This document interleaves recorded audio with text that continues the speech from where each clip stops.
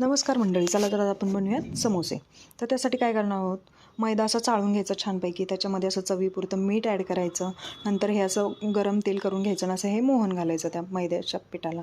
व्यवस्थित असं मिक्स करून घ्यायचं. ते तेल गरम तेल त्याच्यामध्ये असं व्यवस्थित मिक्स करून घ्यायचं आणि छानपैकी मिक्स करून झाल्यानंतर ह्याच्यामध्ये ओवा ॲड करायचा. ओवा ॲड करून झाल्यानंतर असं कोमट पाणी घ्यायचं आणि छानपैकी ह्याचा गोळा असा बनवून घ्यायचा. बघू शकता कशा पद्धतीने छानपैकी मळून घ्यायचा. तो छान मळून घेतल्यानंतर बघू शकता कशा पद्धतीने आपला गोळा तयार झालेला आहे. त्याला थोडंसं तेल लावायचं आणि असा हा साईडला ठेवून द्यायचा. जास्त पातळ मळायचा नाही, थोडासा कठीणच मळायचा. छानपैकी मळून झाल्यानंतर इकडे आपण भाजीची तयारी करणार आहोत. बटाटे शिजत टाकलेले आहेत, आपण घातलेले आहेत आणि नंतर हे वाटाणे पण असे उकळून घ्यायचे छानपैकी गरम पाण्यातून. नंतर काय करायचं, पॅन घेतलेलं आहे, त्याच्यावरती असं तेल टाकायचं. हे बटाटे जे शिजवले ते सोलून घेतले, छानपैकी स्मॅशरने असे बारीक करून घेतले.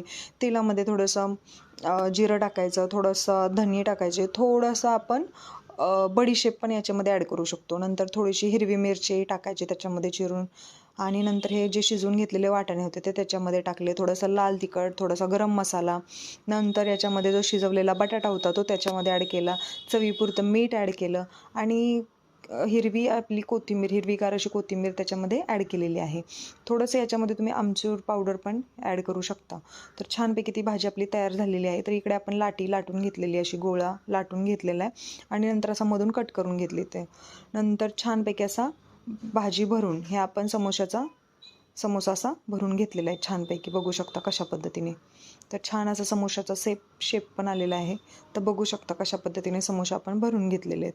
तर असं तेल गरम करून घ्यायचं आणि छानपैकी अशा मीडियम गॅसवरती असे छानपैकी असे क्रिस्पी होईपर्यंत असे समोसे तळून घ्यायचे.